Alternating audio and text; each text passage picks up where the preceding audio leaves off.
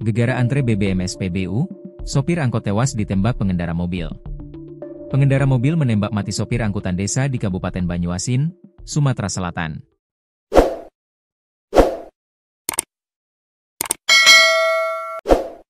Diduga peristiwa penembakan itu berawal dari cekcok antara sopir angkutan desa dan pemobil.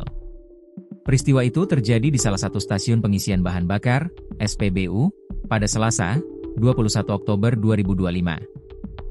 Informasi itu dibenarkan Kapolres Banyuasin, AKBP Ruri Prastowo.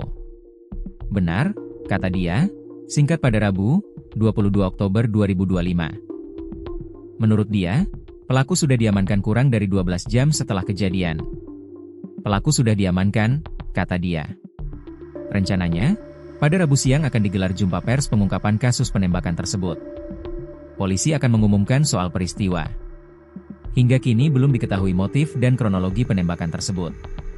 Seperti dilansir dari Tribun Sumsel, peristiwa ini berawal karena korban dan pelaku yang merupakan pengendara mobil Toyota Innova Reborn terlibat cekcok antrean di SPBU.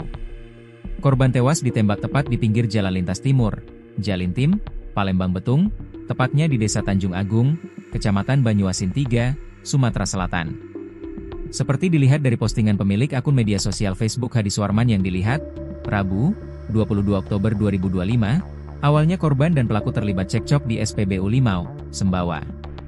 Penumpang angkot, petugas SPBU dan warga sekitar hanya bisa menyaksikan keributan ini.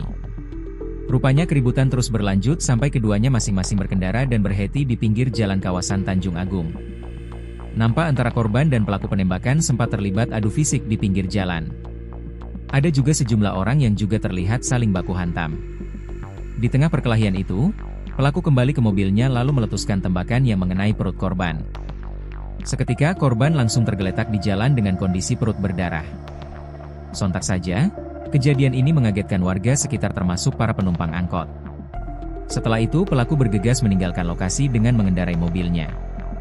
Semoga Abang Jagonya segera tertangkap. Buat korban YG meninggal dilapangkan kuburnya. Serta YG dirawat cepat sehat dan pulih kembali amin, bunyi keterangan di akun Facebook Hadiswarman.